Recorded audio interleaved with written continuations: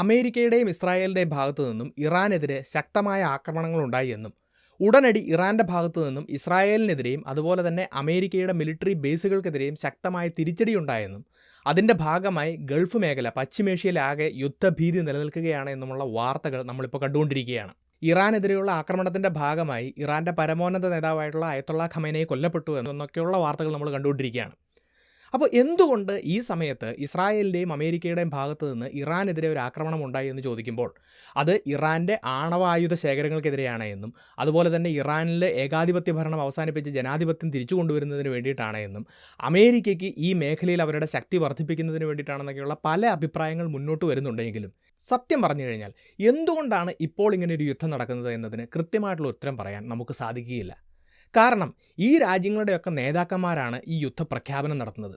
എന്തിനു വേണ്ടിയിട്ടാണ് യുദ്ധം നടക്കുന്നത്, ഇനി യുദ്ധത്തിൻ്റെ ഭാഗമായി എന്താണ് ചെയ്യേണ്ടത് മുതലായ എല്ലാ കാര്യങ്ങളും തീരുമാനിക്കുന്നത് അവരായതുകൊണ്ട് തന്നെ സത്യത്തിൽ ഈ യുദ്ധങ്ങളൊക്കെ നടത്തുന്നത് എന്തിനാണ് എന്ന് അവർക്ക് മാത്രമേ കൃത്യമായിട്ട് അറിയൂ. എന്നാൽ കൃത്യമായിട്ട് നമുക്ക് പറയാൻ പറ്റുന്ന മറ്റ് ചില കാര്യങ്ങളുണ്ട്. പശ്ചിമേഷ്യയിൽ ആകെ വ്യാപിച്ചുകൊണ്ടിരിക്കുന്ന ഈ യുദ്ധത്തിൻ്റെ ഭാഗമായി എന്താണ് സംഭവിക്കാൻ പോകുന്നത്, അല്ലെങ്കിൽ ഇതിൻ്റെ അനന്തരഫലങ്ങൾ എന്തൊക്കെയായിരിക്കും, അത്തരം കാര്യങ്ങളാണ് ഇന്നത്തെ ഈ വീഡിയോയിലൂടെ വിശദീകരിക്കുന്നത്. നമുക്ക് വീഡിയോയിലേക്ക് കടക്കാം. My name is Alex. What I do is explain. Welcome to അലക്സ്പ്ലെയിൻ.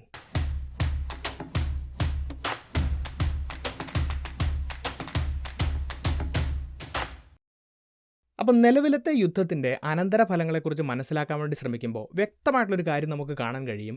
ഇതുവരെ ഈ രാജ്യങ്ങൾക്കിടയിൽ നടന്നിട്ടുള്ള പ്രശ്നങ്ങളെക്കാൾ വ്യത്യസ്തമായിട്ടുള്ളൊരു യുദ്ധ സാഹചര്യമാണ് ഇപ്പം നിലനിൽക്കുന്നത്. ഇതിന് മുന്നേയുള്ള യുദ്ധങ്ങളിലെല്ലാം അമേരിക്കയുടെയും ഇസ്രായേലിൻ്റെയും ഭാഗത്തു നിന്ന് ഇറാനെതിരെ ഒരു അറ്റാക്ക് ഉണ്ടാവും. കുറച്ചു കാലം ആക്രമണങ്ങളൊന്നും ഉണ്ടാവില്ല. അതിനുശേഷം ഇറാൻ്റെ ഭാഗത്ത് നിന്ന് ഇവർക്കെതിരെ ഒരു റിട്ടാലിയേഷൻ ഉണ്ടാവും. അതോടുകൂടി ആ പ്രശ്നങ്ങൾ അവസാനിക്കുകയാണ് ചെയ്യാറുള്ളത്. എന്നാൽ ഇപ്പോൾ അമേരിക്കയുടെയും ഇസ്രായേലിൻ്റെയും ഭാഗത്തു നിന്ന് വലിയ രീതിയിലുള്ള ആക്രമണം ഇറാനെതിരെ ഉണ്ടായി എന്ന് മാത്രമല്ല, ഉടനെ തന്നെ ഇറാൻ്റെ ഭാഗത്തു നിന്ന് പ്രത്യാക്രമണം ഉണ്ടാവുകയാണ്. ഈ ആക്രമണങ്ങൾ മുന്നോട്ട് പോയിക്കൊണ്ടിരിക്കുകയാണ്. അതുകൊണ്ട് തന്നെ സാധാരണയിൽ നിന്നും കുറച്ചുകൂടെ നീണ്ടു നിൽക്കുന്ന ഒരു യുദ്ധമായിരിക്കും ഇവിടെ ഉണ്ടാവുക എന്ന് പലരും അഭിപ്രായപ്പെടുന്നുണ്ട്. അതിന് പല കാരണങ്ങൾ നമുക്ക് കാണാം. അതിലേറ്റവും പ്രധാനപ്പെട്ടൊരു കാരണം ഈ രണ്ട് ഭാഗത്തു നിന്നും ഈ യുദ്ധത്തിൻ്റെ ഭാഗമായിട്ടുണ്ടായിട്ടുള്ള ബിൽഡപ്പാണ്. ഇപ്പം തന്നെ അമേരിക്കയുടെ ഭാഗത്തു നിന്നുള്ള യുദ്ധസന്നാഹങ്ങൾ നോക്കുകയാണെങ്കിൽ ഇറാന് ചുറ്റും ഇറാൻ്റെ എല്ലാ ഭാഗത്തും അമേരിക്കയുടെ മിലിറ്ററി പ്രസൻസ് നമുക്ക് കാണാൻ സാധിക്കും. പല വാർത്തകളും സൂചിപ്പിക്കുന്നത് 2003 നടന്ന അമേരിക്ക ഇറാഖ് യുദ്ധത്തിന് ശേഷം അമേരിക്കയുടെ ഭാഗത്തു നിന്ന് വന്നിട്ടുള്ള ഏറ്റവും വലിയ മിലിറ്ററി മൊബിലൈസേഷനാണ് ഇവിടെ നടന്നിരിക്കുന്നത് എന്നാണ്. 2 വിമാനവാഹിനി കപ്പലുകൾ, 12-ലധികം യുദ്ധക്കപ്പലുകൾ, 40,000-നും 50,000-നും ഇടയിൽ വരുന്ന US മിലിറ്ററി ട്രൂപ്പുകളുടെ പ്രസൻസ്, ഇത്തരത്തിലൊക്കെയുള്ള യുദ്ധസന്നാഹത്തെ അമേരിക്കൻ പ്രസിഡന്റ് ട്രംപ് തന്നെ വിളിച്ചിരിക്കുന്നത് ഒരു മിലിറ്ററി അർമാഡ എന്നാണ്. ഇപ്പം തന്നെ ഇറാൻ്റെ തെക്ക് ഭാഗത്ത് നോക്കുകയാണെങ്കിൽ അമേരിക്കയുടെ ഫ്ലോട്ടിംഗ് മിലിറ്ററി ബേസ് എന്നറിയപ്പെടുന്ന USS എബ്രഹാം ലിങ്കൻ എന്ന വിമാനവാഹിനി കപ്പലും അതിനെ അനുബന്ധിച്ചുകൊണ്ടുള്ള യുദ്ധക്കപ്പലുകളും അവയിലെല്ലാമുള്ള ടോമഹോക്ക് മിസൈലുകളും സ്റ്റെൽത്ത് ഫൈറ്ററുകളും മറ്റ് ഫൈറ്റർ എയർക്രാഫ്റ്റുകളും ഒക്കെയുള്ള വലിയൊരു സന്നാഹം ഇറാൻ്റെ സ്ട്രൈക്കിംഗ് റേഞ്ചിലുണ്ട് നമുക്ക് കാണാം. ഇനി അതുപോലെ തന്നെ ഇസ്രായേലിലെ ഹൈഫ തുറമുഖത്ത് നോക്കുകയാണെങ്കിൽ ലോകത്തിലെ ഏറ്റവും വലിയ വിമാനവാഹിനി കപ്പലായിട്ടുള്ള USS ജെറാൾഡ് ആർ ഫോർഡും അതുപോലെ തന്നെ അതിനെ അനുബന്ധിച്ചുള്ള മറ്റ് സന്നാഹങ്ങളും എല്ലാം നിലയുറപ്പിച്ചിരിക്കുന്നത് നമുക്ക് കാണാം. ഇനി കടലിൽ നിന്നും കരയിലേക്ക് വരികയാണെങ്കിൽ ഈ മിഡിൽ ഈസ്റ്റ് മേഖലയിലാകെ അമേരിക്കയ്ക്ക് കൃത്യമായിട്ടുള്ള മിലിറ്ററി ബേസുകളുണ്ടെന്ന് നമുക്ക് കാണാം. ഇപ്പം തന്നെ ഇറാൻ്റെ അയൽ രാജ്യമായ ഇറാഖുമായി അതിർത്തി പങ്കിടുന്ന ജോർഡാനിലെ അമേരിക്കൻ മിലിറ്ററി ബേസ് നോക്കുകയാണെങ്കിൽ അവിടെയുള്ള ഫൈറ്റർ എയർക്രാഫ്റ്റുകൾ അതുപോലെ തന്നെ പാട്രിയോട്ട് എയർ ഡിഫൻസ് സിസ്റ്റം ഇതിൻ്റെയൊക്കെ ഒരു സ്ട്രൈക്കിംഗ് റേഞ്ചിലാണ് ഇറാൻ വരുന്നത് എന്ന് കാണാം. ഇനി ഇസ്രായേലിലേക്ക് വന്നാൽ ഇസ്രായേലിൻ്റെ തെക്ക് ഭാഗത്ത് ലോകത്തിലെ ഏറ്റവും അഡ്വാൻസ്ഡ് ആയിട്ടുള്ള 11ഓളം F-22 സ്റ്റെൽത്ത് ഫൈറ്റർ എയർക്രാഫ്റ്റുകൾ അമേരിക്കയുടെ ബേസിൽ നമുക്ക് കാണാൻ സാധിക്കും. ഇനി ഇതിന് പുറമെ നമ്മൾ ഗൾഫ് മേഖലയിലേക്ക് വരികയാണെങ്കിൽ അമേരിക്കയുടെ 8 ലോങ് ടൈം മിലിറ്ററി ബേസുകളും അതുപോലെ തന്നെ 11 മിലിറ്ററി എസ്റ്റാബ്ലിഷ്മെൻറ്റുകളും നമുക്ക് കാണാം. ഇറാൻ്റെ തൊട്ടടുത്ത് കിടക്കുന്ന ഇറാഖിൽ അമേരിക്കയുടെ ഏറ്റവും പ്രധാനപ്പെട്ട 2 മിലിറ്ററി ബേസുകൾ, അതുപോലെ തന്നെ ഖത്തറിൽ അമേരിക്കയുടെ ഏറ്റവും വലിയ മിലിറ്ററി ബേസ് ആയിട്ടുള്ള അൽ ഉദൈദ് ബേസ്, ബഹ്റൈനിൽ അമേരിക്കയുടെ ഈ മേഖലയിലെ നേവൽ പവറിനെ മുഴുവൻ കൺട്രോൾ ചെയ്യുന്ന US 5th ഫ്ലീറ്റിനെ ഹോസ്റ്റ് ചെയ്തിരിക്കുന്നത് കാണാം. അപ്പോൾ ഈ രീതിയിൽ ഇറാന് ചുറ്റുമുള്ള ഈ മേഖലകളിലെല്ലാം അമേരിക്കയ്ക്ക് കൃത്യമായുള്ള ഒരു മിലിറ്ററി പ്രസൻസ് ഉണ്ട് എന്ന് മാത്രമല്ല, കഴിഞ്ഞ 1-2 ആഴ്ചകൾക്കുള്ളിൽ ഇങ്ങോട്ടേക്കെല്ലാം വലിയ രീതിയിലുള്ള സൈനിക നീക്കമാണ് അമേരിക്ക നടത്തിയിരിക്കുന്നത്. അപ്പോൾ ഇതുമായി ബന്ധപ്പെട്ടിട്ട് ന്യൂയോർക്ക് ടൈംസ് പറഞ്ഞിരിക്കുന്നത് ഇപ്പോൾ ഈ മേഖലയിലുള്ള അമേരിക്കയുടെ മിലിറ്ററി എസ്റ്റാബ്ലിഷ്മെൻറ്റുകളും അവരുടെ കയ്യിലുള്ള സ്റ്റോക്ക് പൈലുകളും ഉപയോഗിച്ചുകൊണ്ട് 10 ദിവസം വരെ നീണ്ടു നിൽക്കുന്ന യുദ്ധം ചെയ്യാൻ അവർക്ക് സാധിക്കുമെന്നും കൂടുതൽ റീപ്ലനിഷ്മെൻറ്റുകൾ വന്നു കഴിഞ്ഞാൽ ആ യുദ്ധം വീണ്ടും മുന്നോട്ട് കൊണ്ടുപോകാൻ സാധിക്കുമെന്നാണ്. അപ്പോൾ ഇതെല്ലാം ചൂണ്ടിക്കാണിക്കുന്നത് ഇത്രയും കാലവും നടന്ന യുദ്ധങ്ങളിൽ നിന്നും വ്യത്യസ്തമായി കുറച്ചു കാലം നീണ്ടു നിൽക്കുന്ന ഒരു യുദ്ധത്തിന് വേണ്ടി അമേരിക്ക തയ്യാറെടുത്തിരിക്കുന്നു എന്നാണ്. ഇനി അമേരിക്കയുടെ ഭാഗത്തു നിന്ന് മാത്രമല്ല ഇറാൻ്റെ ഭാഗത്തു നിന്നുണ്ടാകുന്ന നീക്കങ്ങളും ഇത് തന്നെയാണ് സൂചിപ്പിക്കുന്നതെന്ന് നമുക്ക് കാണാം. ഞാൻ നേരത്തെ പറഞ്ഞതുപോലെ ഇതിന് മുന്നേ ഉണ്ടായിരുന്ന പ്രശ്നങ്ങളിലൊക്കെ ഇറാനെതിരെ ഒരു ആക്രമണം ഉണ്ടാകുമ്പോൾ കുറച്ച് കാലത്തിന് ശേഷം മാത്രമാണ് അവർ റിട്ടാലിയേഷൻ നടത്തിയിരുന്നത് എങ്കിൽ നിലവിലത്തെ സാഹചര്യത്തിൽ ആക്രമണമുണ്ടായി ഉടനെ തന്നെ അവരുടെ ഭാഗത്തു നിന്നും വലിയ രീതിയിലുള്ള പ്രത്യാക്രമണം ഉണ്ടാവുകയാണ്. ഇനി ഈ മേഖലയിലെ ഇറാൻ്റെ സൈനിക ശക്തി നോക്കിയാലോ, അവരുടെ റെഗുലർ ആർമി, അവരുടെ രാജ്യത്തെ സംരക്ഷിക്കുന്ന റെഗുലർ ആർമിയിൽ ഏകദേശം 6 ലക്ഷത്തിലധികം സൈനികരുണ്ട് എന്ന് പറയുന്നു. അതുപോലെ തന്നെ ഇസ്ലാമിക് റവല്യൂഷണറി ഗാർഡ് കോർ, അവരുടെ IRGC എന്ന് പറഞ്ഞിട്ടുള്ള അവരുടെ റെജിമിനെ, അവരുടെ നേതാക്കന്മാരെ സംരക്ഷിക്കുന്ന ആർമിയിൽ 2 ലക്ഷത്തിലധികം പട്ടാളക്കാരുണ്ട് എന്ന് പറയുന്നു. അങ്ങനെ 8 ലക്ഷത്തിലധികം യൂണിഫോംഡ് ആയിട്ടുള്ള ഒരു സൈനിക ശക്തി അവരുടെ പക്കലുണ്ട്. ഇനി എയർക്രാഫ്റ്റുകളിലേക്കൊക്കെ വരികയാണെങ്കിൽ വലിയൊരു ശക്തി അവർക്കില്ല എന്ന് കാണാം. 1979 മുന്നിൽ അമേരിക്കയുടെ കയ്യിൽ നിന്ന് പർച്ചേസ് ചെയ്ത എയർക്രാഫ്റ്റുകളൊക്കെയാണ് അവരുടെ കയ്യിലുള്ളത് എങ്കിലും മിസൈലുകളുടെയും ഡ്രോണുകളുടെയും കാര്യത്തിൽ കൃത്യമായിട്ടുള്ളൊരു ശക്തി ഇറാനുണ്ട് എന്നാണ് പറയുന്നത്.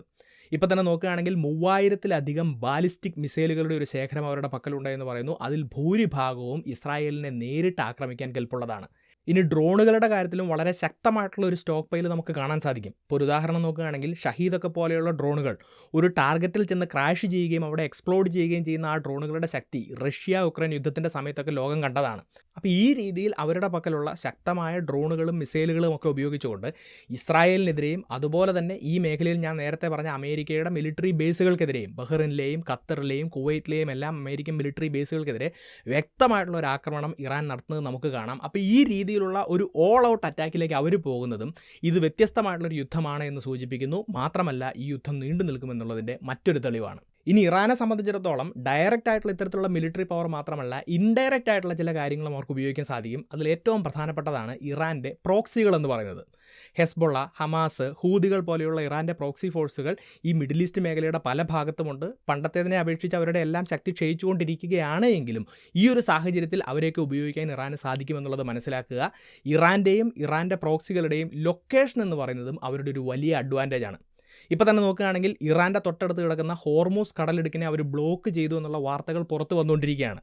ലോകത്തിലെ ഓയിൽ ആൻഡ് പെട്രോളിയം ട്രേഡിൻ്റെ 30% ഓരോ ദിവസവും നടക്കുന്നത് ഈ ഒരു ഹോർമൂസ് സ്ട്രെയിറ്റിലൂടെയാണ് എന്നുള്ളത് മനസ്സിലാക്കുക. പേർഷ്യൻ ഗൾഫിനെയും അറബിക്കടലിനെയും അല്ലെങ്കിൽ ഇന്ത്യൻ മഹാസമുദ്രത്തെയും തമ്മിൽ ബന്ധിപ്പിക്കുന്ന ചെറിയ കടലിടുക്കാണ് ഈ ഹോർമൂസ് കടലിടുക്ക് എന്ന് പറയുന്നത്. ഇനി ഹൂതികളുടെയൊക്കെ കാര്യം നോക്കുകയാണെങ്കിൽ റെഡ് സീയിൽ നടക്കുന്ന ചരക്ക് ഗതാഗതത്തെയൊക്കെ തടസ്സപ്പെടുത്താൻ വേണ്ടി അവർക്ക് സാധിക്കും. അവർ പണ്ടത് ചെയ്തിട്ടുമുണ്ട്. ലോക വ്യാപാരത്തിൻ്റെ 15% നടക്കുന്നത് ഈ ചെങ്കടലിലൂടെയാണ് എന്നുള്ള കാര്യം മനസ്സിലാക്കുക. അപ്പോൾ ഈ രീതിയിലെല്ലാം ആ ലൊക്കേഷൻ എന്ന് പറഞ്ഞിട്ടുള്ള അഡ്വാൻറ്റേജ് ഉപയോഗിച്ചുകൊണ്ട് ലോക സാമ്പത്തിക മേഖലയിൽ വലിയ രീതിയിലുള്ള പ്രശ്നങ്ങൾ ഉണ്ടാക്കാൻ ഇറാനും ഇറാൻ്റെ പ്രോക്സികൾക്കും കഴിയുമെന്നുള്ളത് മനസ്സിലാക്കുക. പക്ഷേ ഇവിടുത്തെ ഏറ്റവും പ്രധാനപ്പെട്ട പ്രശ്നമെന്ന് പറയുന്നത് അമേരിക്ക ആയിക്കൊള്ളട്ടെ ഇസ്രായേൽ ആയിക്കൊള്ളട്ടെ അവർക്കെല്ലാം വലിയൊരു ഫൈനാൻഷ്യൽ ബാക്കിംഗ് ഉണ്ട്. എന്നാൽ ഇറാനെ സംബന്ധിച്ചിടത്തോളം അവരുടെ സാമ്പത്തിക മേഖലയിൽ വലിയ പ്രശ്നങ്ങളാണ് നടന്നുകൊണ്ടിരിക്കുന്നത്. സോ അവരുടെ കയ്യിലുള്ള ഈ ആയുധങ്ങളും മറ്റു കാര്യങ്ങളും എല്ലാം ഉപയോഗിച്ച് കഴിഞ്ഞാൽ അതിനെ റീപ്ലെനിഷ് ചെയ്യാനുള്ള അവരുടെ സാധ്യത വളരെ കുറവാണെന്നുള്ളത് മനസ്സിലാക്കുക. അപ്പോൾ ആ ഒരു സാഹചര്യത്തിൽ പോലും ഇത്രയും വലിയ രീതിയിൽ അവർ ഈ യുദ്ധത്തിലേക്ക് കടന്നു വരുന്നുണ്ടെങ്കിൽ ഇപ്പോൾ നടക്കുന്ന ഈ യുദ്ധം ഇത്രയും കാലവും ഈ മേഖലയിൽ നമ്മൾ കണ്ട പ്രശ്നങ്ങളെക്കാൾ വളരെ സീരിയസ് ആണ് എന്നുള്ളതിൻ്റെ വ്യക്തമായിട്ടുള്ളൊരു തെളിവാണ് എന്നുള്ളത് മനസ്സിലാക്കുക.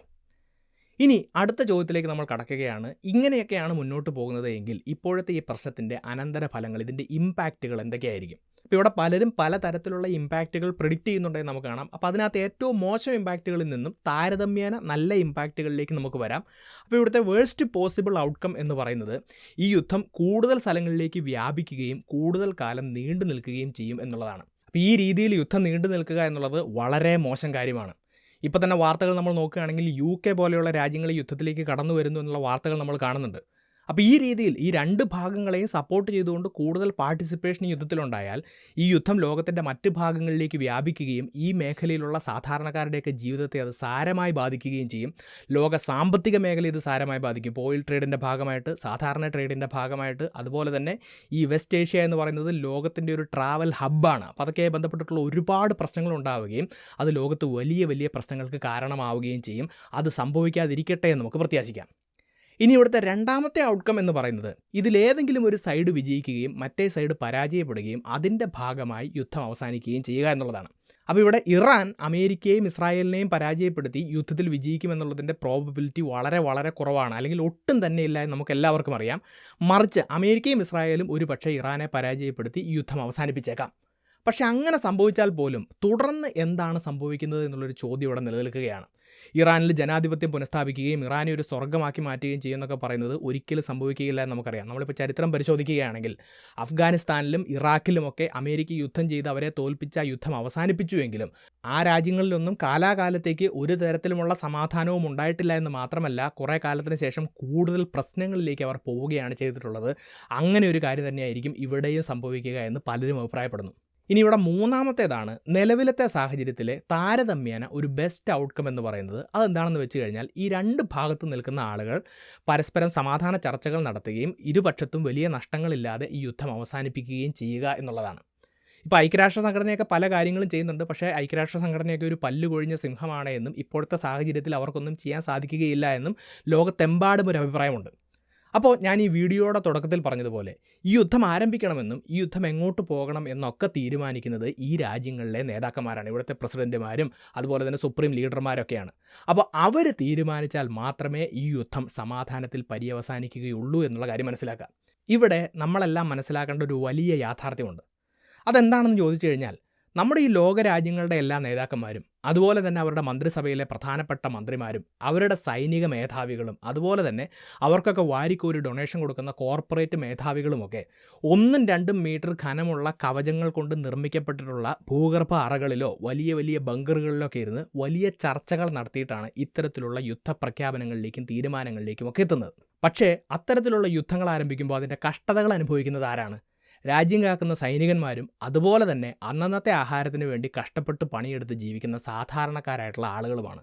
അപ്പോൾ ഈ ലോകം സമാധാനത്തിൽ മുന്നോട്ട് പോവുക എന്നുള്ളത് ഈ രാജ്യങ്ങളുടെ നേതാക്കന്മാരെക്കാളും എലീറ്റായിട്ടുള്ള ആളുകളെക്കാളും സാധാരണക്കാരായിട്ടുള്ള ആളുകളുടെ ആവശ്യമാണ് എന്ന് ലോക നേതാക്കന്മാർ തിരിച്ചറിയാത്തിടത്തോളം കാലം യുദ്ധവും നാശനഷ്ടങ്ങളും ഒക്കെ ഉണ്ടായിക്കൊണ്ടേയിരിക്കും. അതുകൊണ്ട് ട്രംപിനെയും നെതന്യാഹുവിനെയും ഖമനിയൊക്കെ പോലെയുള്ള നേതാക്കന്മാർക്ക് ഈ തിരിച്ചറിവ് ഉണ്ടാവട്ടെ എന്ന് പ്രത്യാശിച്ചുകൊണ്ട് ഇന്നത്തെ ഈ വീഡിയോ അവസാനിപ്പിക്കുകയാണ്. സോ ഈ വീഡിയോയെക്കുറിച്ചും ഈ വിഷയത്തെക്കുറിച്ചുമുള്ള നിങ്ങളുടെ അഭിപ്രായങ്ങളും നിർദ്ദേശങ്ങളും സംശയങ്ങളും നിങ്ങൾക്കറിയാവുന്ന എക്സ്ട്രാ പോയിന്റുകളും തീർച്ചയായിട്ടും കമൻറ്റ് ബോക്സിൽ രേഖപ്പെടുത്തുക. ഈ ഒരു വീഡിയോ മറ്റുള്ളവർ കാണുന്നത് നല്ലതാണ് എന്ന് തോന്നുന്നുണ്ടെങ്കിൽ തീർച്ചയായിട്ടും നിങ്ങൾ ഈ വീഡിയോ ഷെയർ ചെയ്യുക. ഇതുപോലത്തെ ടോപ്പിക്സുമായി വീണ്ടും വരുന്നത് വരേക്കും നന്ദി.